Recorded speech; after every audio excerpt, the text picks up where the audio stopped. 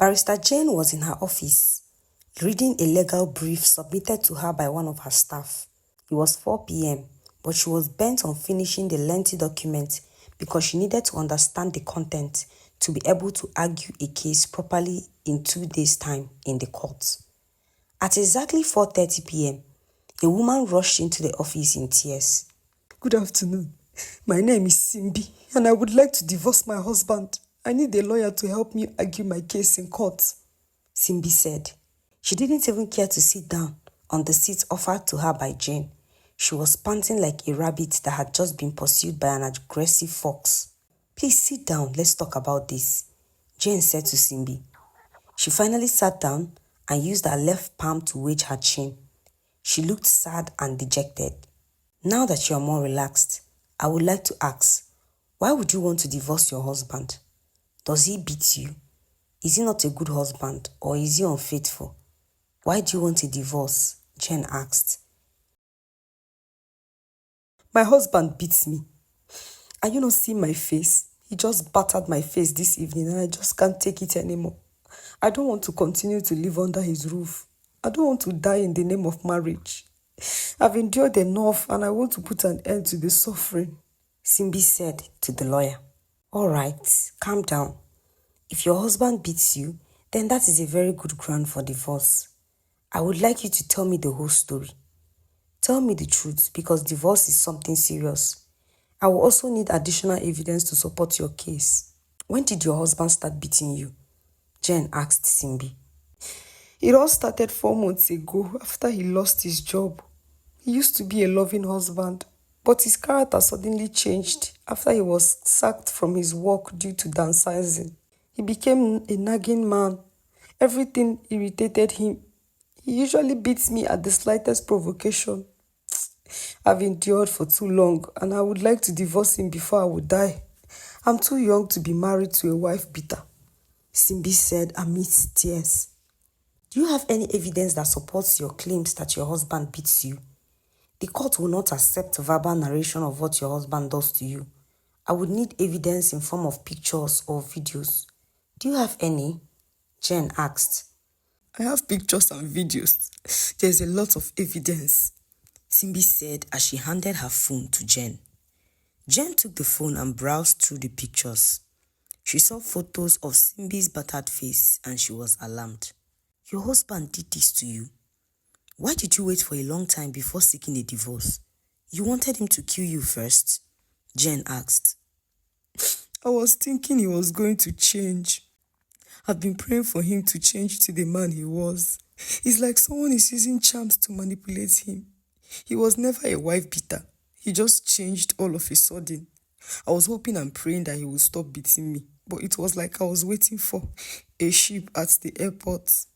This morning, he almost made me blind with a very painful slap on my face. That was the last straw that broke the camel's back. I've made up my mind to divorce him," Simbi said sadly. "Very well then, I will file the divorce papers in court tomorrow, and the papers will be served to your husband. Please, give me your address. I will have to come to your house and give the papers to your husband," Jane said, passing a paper to Simbi. Simbi wrote the address of her house on the paper and left the office, still weeping. The next day, Barrister Jane filed the divorce papers and also obtained a court summons, just as she had promised the previous day. She traced the address given to her by Simbi. Soon, she saw the house number and then parked her car close to the gate.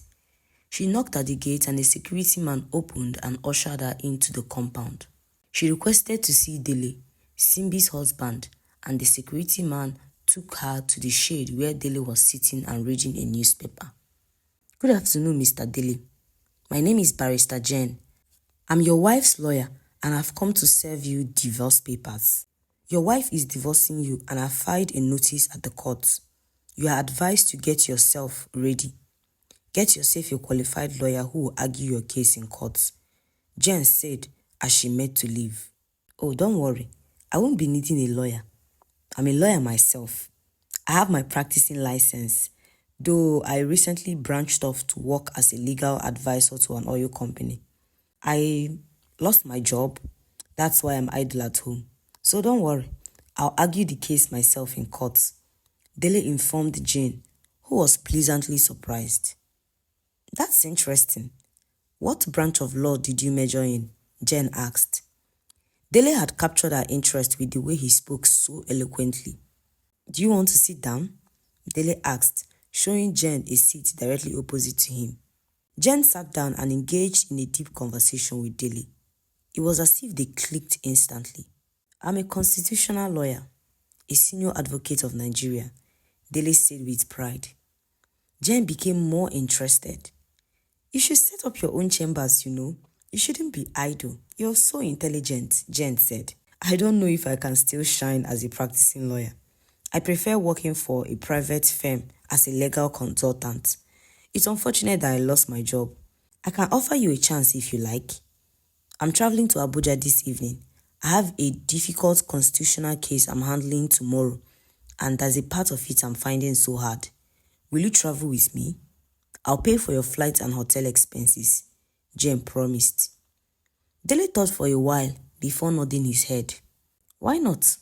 Let's do this. I have nothing to lose, Dele said as he stood up, went indoors and grabbed his bags and hopped into Jane's car as they drove to the airport. When they got to Abuja that night, they slept in separate hotel rooms. Dele had insisted on getting a separate room. I'm still married to my wife, and until we're properly divorced, it will be infidelity to share a room with another woman, Dele said. Jane was surprised with his statement. He sounded too responsible for someone who was a wife bachelor. Jane was 40 years old, though she looked young and very beautiful. The demands of her job did not allow her get married on time. She was always busy and had no time for relationship. She was very rich as well, but she knew that time had come for her to get married before she enters menopause. Somehow, she felt an attraction towards Dele. She decided in her heart that she was going to get to know him better after his divorce.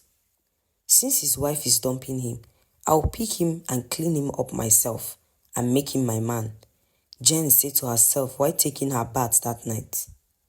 Barrister Jane woke up early the next day at 5 a.m. She wanted to prepare for the case she had in court that day. She brought out the legal brief and some of the arguments she had written. She knew she had strong points to argue the case, but somehow she was convinced that something was missing. She needed help. She picked up her phone and called Dele. Hi, good morning. I hope you slept well. Please, I need your help, Jane said. All right, I'll be with you shortly, Dele responded. Dele freshened up and went to meet Jane in her own room. He knocked on the door of Jane's room, and when she opened the door, Dele greeted her with a warm smile. He's so handsome and young. He doesn't look like he could hurt a fly. I wonder why his wife is bent on divorcing him. His wife said he's a woman beater, but he looks too innocent to me.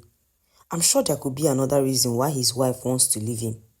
Well, if she leaves him, I'll pick him up. I just want a man in my life, Jane thought to herself as she ushered Dele into her room. This case is giving me serious headache. It's a governorship election case and I don't want to lose. I will make a lot of money if I win. Is there a way you can help me put up a stronger argument? Jane said to Dele, who was sitting beside her. Sure, let me see. Dele took the legal brief and went through the summary. When he was done reading, he took a pen and started writing. After writing for about half an hour, he handed what he had written to Jane. Wow, this is impressive. You're so intelligent. You know all the sections of the Constitution offhand, and you were able to capture the things I overlooked. I knew something was missing and you found it. How were you able to write all this in less than an hour? Honestly, I am impressed. You know what? I'm going to dump all I have prepared and use your own instead, Jane said with an impressive smile. Thank you. I'm sure you'll win the case, Dele said. He was right. Jane went to court that morning and she won the case using the arguments Dele wrote for her. Dele did not follow her to court, but he remained in the hotel waiting for her to return. When she came back, she hugged him so tightly. Thank you so much, Jane said excitedly. I'm glad you came here with me. Thank you for what you did for me. You saved me today. You're welcomed, Dele responded. I'm happy to help. It felt rejuvenating for my mind as well, because it was like a mind exercise for me, Dele said. Let's celebrate. I bought wine and cake, Jen said excitedly. They chatted away as they enjoyed the cake and wine that Jen bought. As they conversed, Jen wondered how Dele could be an abusive husband, considering how much warmth he exuded within the period of time she had gotten to know him. We have to go back to Lagos today because your wife's case against you is coming up in court tomorrow. I have booked our flight.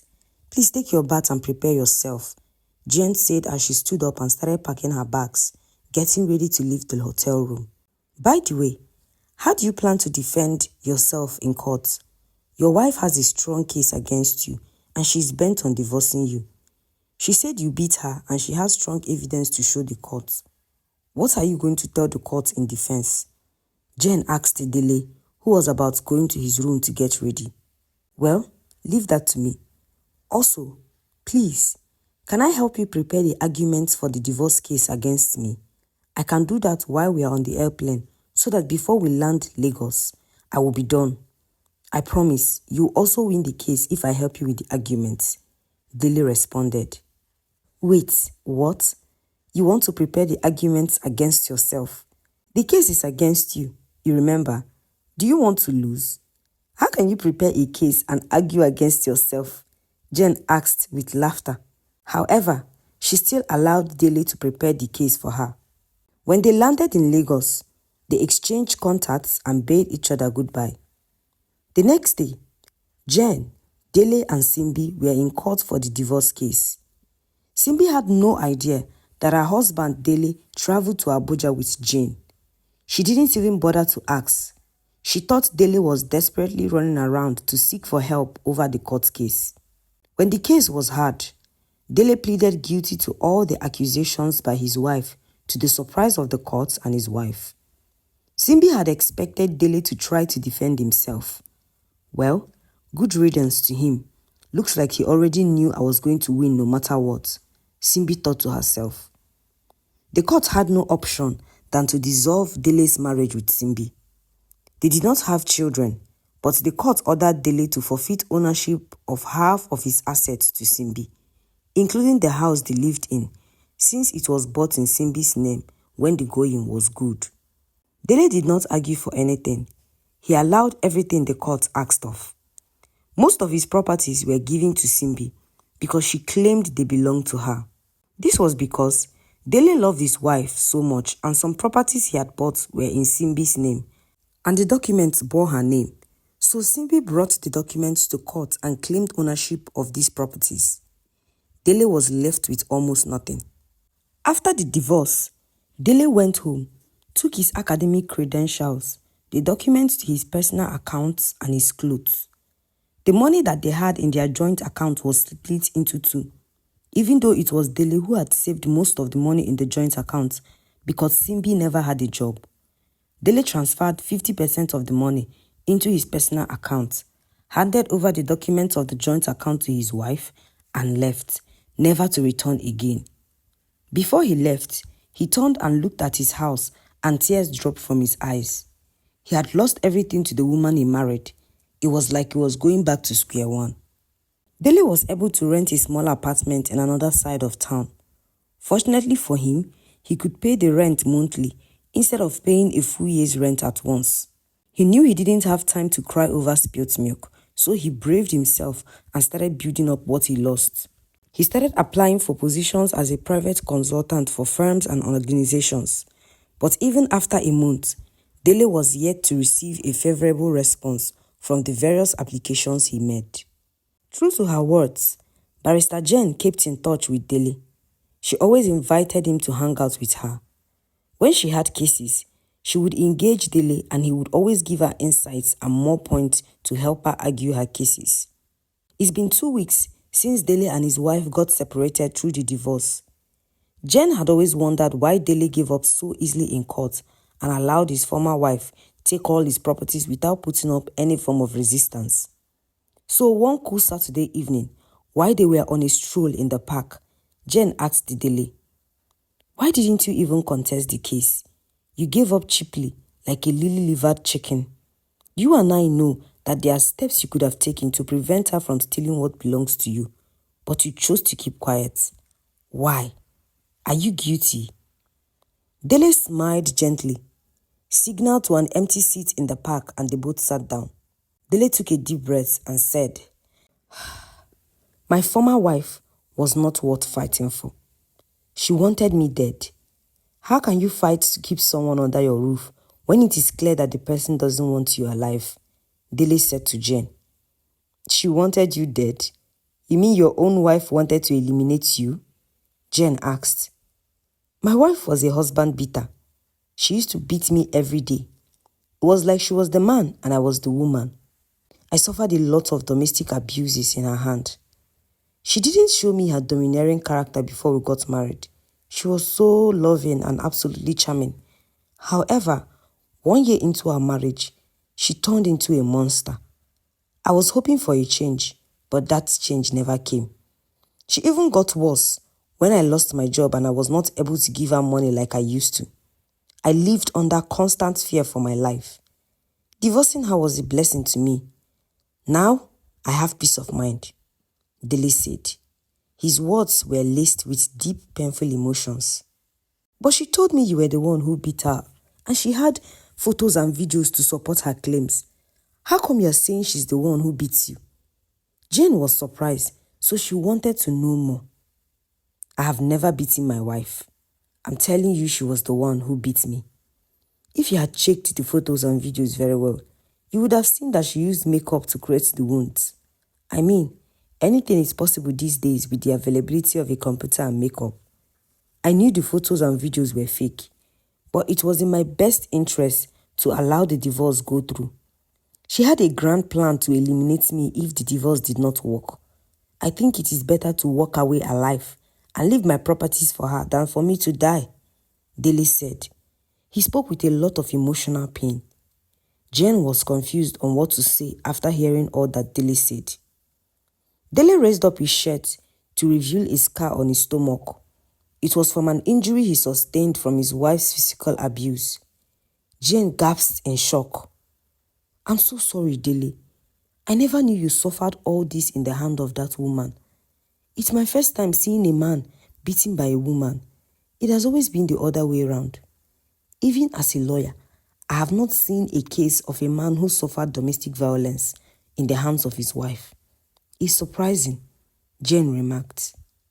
"Well, I can assure you that a lot of married men are suffering abuse in the hands of their wives. Some are verbally abusing their husbands, while those who are physically strong can beat up their husbands. A lot of men are going through this, but they keep quiet because of shame, and the society won't even believe them if they come out to say that their wives are beating them at home. But take it from me, some women are capable of abusing their husbands. I am an example. I mean, didn't you see my wife? She can easily use any weapon close to her when she's angry. There's no way I could fight her and win. I'm happy the marriage is over, even though I lost everything," Dele lamented. Jen reached out and held him. "I'm here for you now, and I promise to give you all the love and respect your former wife denied you. And I promise to never beat you," Jen said. "You think you can beat me? That the lion is sick does not mean a goat can come to play with the tail," Dele said jokingly. "I can beat you now. Try me and see," Jen said with laughter. Their relationship blossomed over time. They enjoyed each other's company, and not a single day would pass without Dele and Barrister Jen seeing each other or at least talking over the phone. 2 months into their relationship, Jen invited Dele to start living in her house. Dele agreed and moved in with her. Jen used her connections to get Dele a job as a private consultant for a large food production company. Dele felt so happy and so alive. Meanwhile, Simbi had started making plans to sell off all the properties she took from Dele. She started with the car, a Prado Jeep. She went to Barrister Jen's office that day. "Thank you for helping me win the divorce case. You are retained as my lawyer from now on in everything I want to do. I want to sell the Jeep. I want you to help me get a buyer and work out the sales agreement. Please, I need money, Simbi said. All right, I should be able to get you a buyer within 1 week, Barrister Jen promised. However, instead of looking for a buyer, Jen bought the car herself. She used someone else's name to buy it. She took the car to a friend's house and kept it there. I'll be the one to buy everything Simbi wants to sell. When I'm done buying all the properties, I will return all of them to Dele, Jen said to herself. Simbi lived a lavish lifestyle. She spent all her time at an expensive hotel where she did not have to cook her own food. She hated cooking. Everything was available at the hotel, where Simbi was served and treated like a queen by the staff. She spent so much money at the hotel that even the hotel owner knew her as their biggest customer. After Simbi sold the Prado Jeep, she permanently moved her things to the hotel where she occupied an entire suite. 8 months after Simbi sold the car, she went bankrupt and had to find another means of replenishing her pockets. Simbi did not have any job, but she knew how to spend money lavishly. Apart from the Prado Jeep that she sold, Dele had a Lexus. That was the car that Simbi drove. I can't sell that car because I'm driving it. I can't be entering public transportation. I'm too big for that. I'll sell one of the houses since I hardly even stayed here. I'm sure it will fetch me good money, Simbi said to herself. The next day, Simbi went to Barrister Jen's office to inform her of her plans to sell one of the houses. Really? Is there anything so urgent you want to do with money? Don't you think you would need the house in future? It's not easy to build a house. If you sell this one, you might regret it. I will advise you to look for another way of raising money for yourself, Jen advised. How dare you advise me? Let me tell you, you are just my lawyer, not my mother. Just keep to your lane and don't put your mouth when I haven't asked for your advice. Please get me a buyer to pay for the house. I will leave the house document with you. Work out the legal procedure and let me know when the house is sold. I need money urgently, Simbi said as she left the office angrily. Over the years, Jane had made so much money from her profession as a lawyer. She had become a senior lawyer with other lawyers working under her chambers, so she was rich. When Simbi spoke to her rudely, she laughed in her heart. She recognized Simbi as a gold digger, but decided to tolerate her excesses because she wanted to be the one to buy up Simbi's properties so she could return them to Dele. Jen made arrangements to buy the house from Simbi, and just like she did in the case of the car, she used a different name to pay for the house. After 1 week, she called Simbi and sent her 20 million naira. Immediately Simbi received the money. She bought the latest iPhone and changed her wardrobe. She got a visa and traveled to Dubai, where she spent a whole week in an expensive hotel, enjoying life lavishly. When she returned, she moved into a more expensive hotel accommodation in Lekki, Lagos. Life is good when you have money. I can never be poor again. I will enjoy myself to the fullest, Simbi said to herself. 2 months later, Simbi checked her account and discovered that there was only 2 million naira in it. That money could only pay for her accommodation at the hotel for 1 more week. I need more money. It's time to sell the land. I need money in my pocket, Simbi said. As usual, Barrister Jen secretly bought the land from her at the cost of 10 million naira. Simbi continued on her spending spree, forgetting that all she had left was one house and the Lexus car she was driving. Meanwhile, Jen desperately wanted Dele to marry her. She was almost 41 and menopause was approaching. She knew Dele loved her, but the issue was that he had not proposed to her. I wonder what he is waiting for. We love each other and I have a lot of money. What is it that he is scared of? I think I have to propose to him myself, Jen said to herself one evening. The next day, she went to the shopping mall and bought an expensive engagement ring. This evening, I will officially ask him to marry me, Jen said as she drove home. When she got home, she told Dele to prepare so that they can go out and have a good time in a restaurant. Really? I can't wait, Dele replied excitedly. I hope Dele will not reject my proposal and embarrass me in public, Jen said in her heart as they drove out of the compound and headed to the restaurant. They arrived at a fancy restaurant and ordered their food, which they ate as they chatted joyfully. Jen prayed and hoped earnestly that Dele would not reject her proposal. because she wouldn't be able to bear the pain and shame. When they were done eating, Dele thanked Jen so much for the treat. It's been a very long time since I visited a fancy restaurant. I must confess I have really enjoyed myself, Dele said to Jen, who was by then preparing to bring out the ring from her handbag. I'm glad you enjoyed yourself, Jen said. She was checking through her handbag, trying to locate where she kept the ring. The ring was nowhere to be found. Jen wondered what happened to it because she was so sure she put it in her handbag before they left the house. Excuse me, please. I want to ease myself, Jen said to Dele. When she got to the restroom, she emptied her bag on a small table beside the toilet mirror. She searched everywhere in the handbag, but she didn't see the ring. Jane was alarmed. Why is this happening today of all days now? Jane kept asking herself as she packed her things back into the handbag. She went back to the restaurant to meet Dele, but she was restless. I want to pick something from my car, Jen said, standing up again.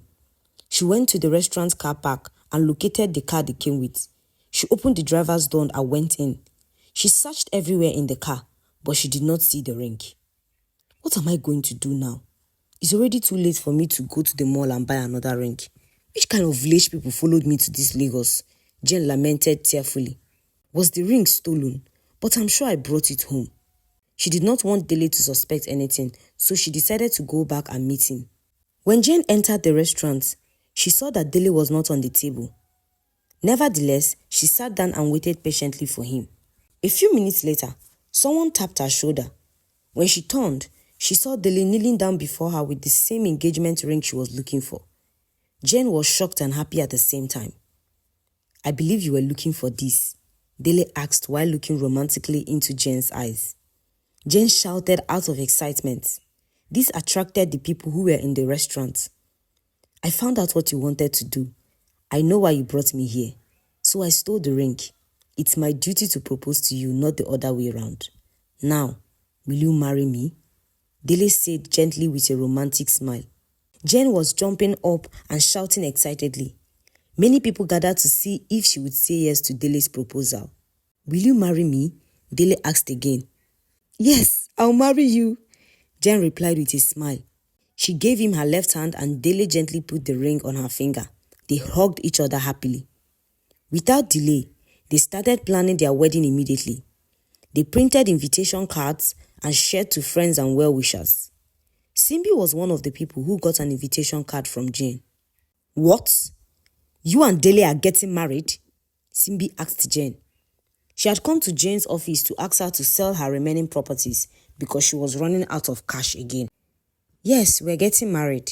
Are you not happy for me? Jane asked Simbi. Happy for you? You are getting married to my husband and you want me to be happy for you. You must be out of your mind, Simbi said angrily. Your husband, Ke. You are both divorced now. He's your ex, not your husband. Why are you angry that I'm getting married to him? I thought you didn't want him, Jane asked Simbi. Madam, let me warn you. If you go ahead with this marriage, I'm going to fight you. I hired you as my lawyer and now you have snatched my husband. Call off the marriage or there will be serious problem, Simbi said as she stormed out of the office in anger. Simbi checked the wedding date on the invitation card given to her by Barrister Jane and started her plan on how to stop the marriage from happening. She felt so hot and she was ready to do anything to make sure that Dele did not marry Jane. I think they planned this behind my back. Because why is it that they fell in love immediately after the divorce? These people are planning to put me to shame. That lawyer of a woman, I will deal with her. If she has been snatching other people's husband, I will make her know that she cannot snatch my own, Simbi said. She was in her hotel room. She had just sold her last property and car. The following morning, Simbi decided to visit Jane again and talk her out of marrying Dele. She had to order a ride because she had sold her car. You know you're a wicked witch. So your plan was to snatch my husband all along.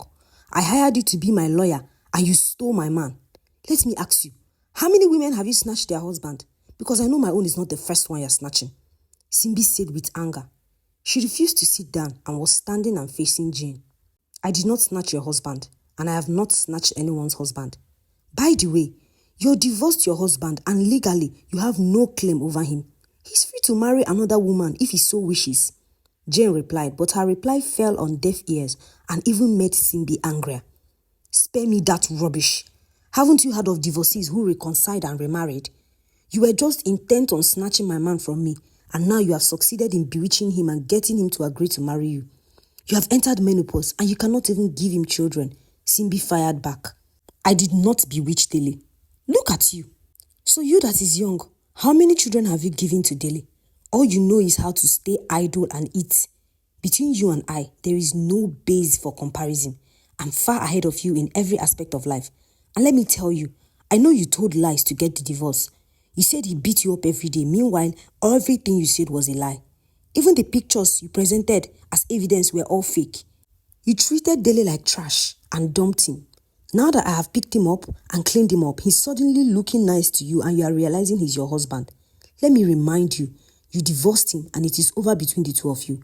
Now, he's my husband-to-be, so stay away from us. Jen fired back. So you knew I was telling lies against my husband, and yet you went ahead to handle the divorce case. Why didn't you advise me against it? I've come to tell you again quietly to call off the wedding so that there will be peace. I'm trying so much to use a peaceful means to settle this case so that two of us will avoid problem. But whichever way you want it, I'm ready. Let me inform you, if you refuse to call off this wedding, I will have to implement my plans against the two of you, and trust me, you will feel the heat.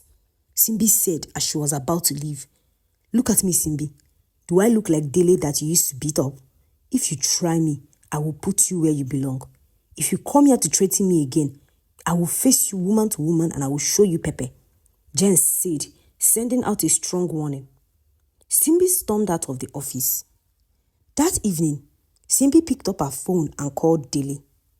Hello, Dele. Please, can I see you? Simbi asked. Why do you want to see me? Dele responded. There's something important I want us to talk about. Please don't say no. Let's meet at a restaurant this evening. I promise I won't take your time. It will just be a brief discussion. It's a matter of life and death and I need your help to survive. Simbi pleaded with Dele. She sounded very pitiful and her voice was emotional. All right, I'll come and see you. Dele responded over the phone. Dele dressed up and left the house without telling Jane where he was going to. He went to the restaurant where Simbi was already waiting for him. Simbi had ordered food for herself and Dele even before he arrived.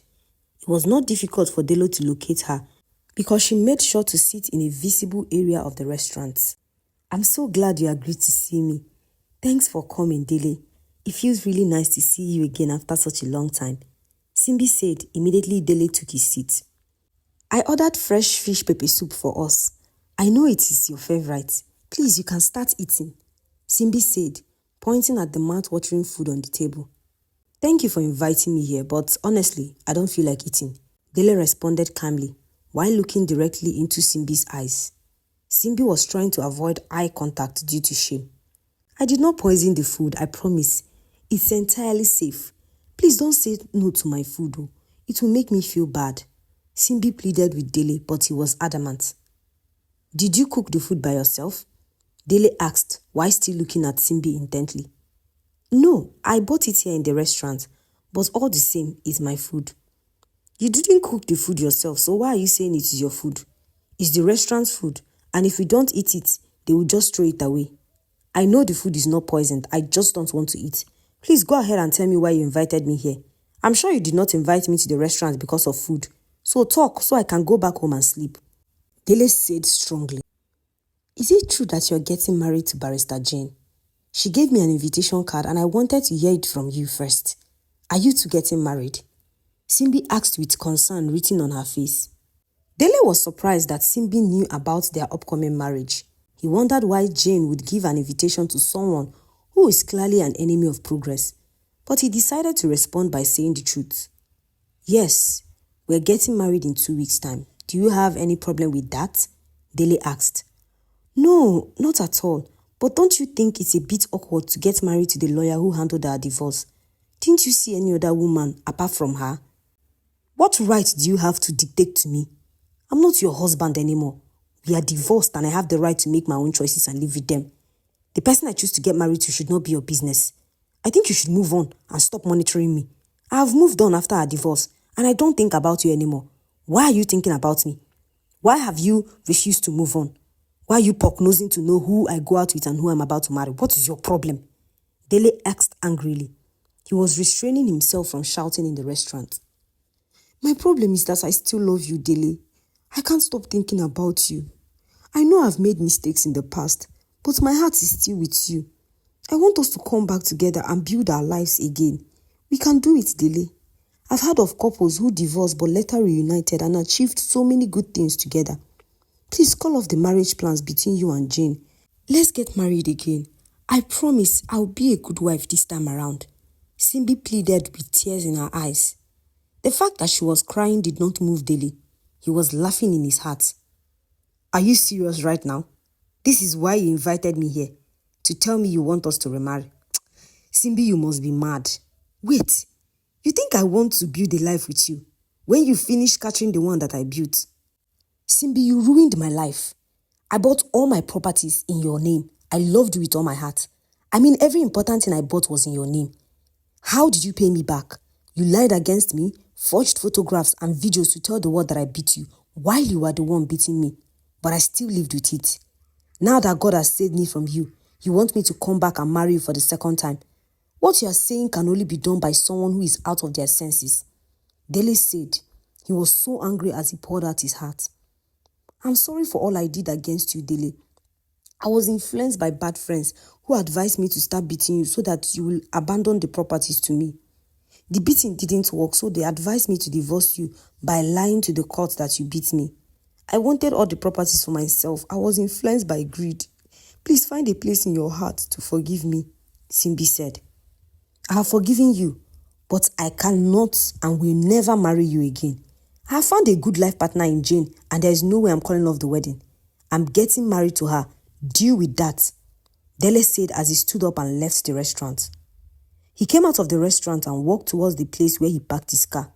He went into his car, started the ignition and began to drive home. Suddenly he heard a voice from the back seat.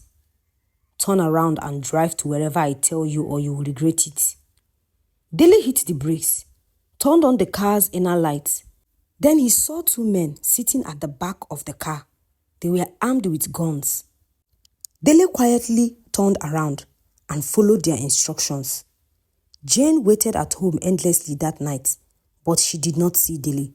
He had been kidnapped. What do you think will happen next? Is Simbi capable of carrying out her threats? How far do you think she would go? Find out in the next episode.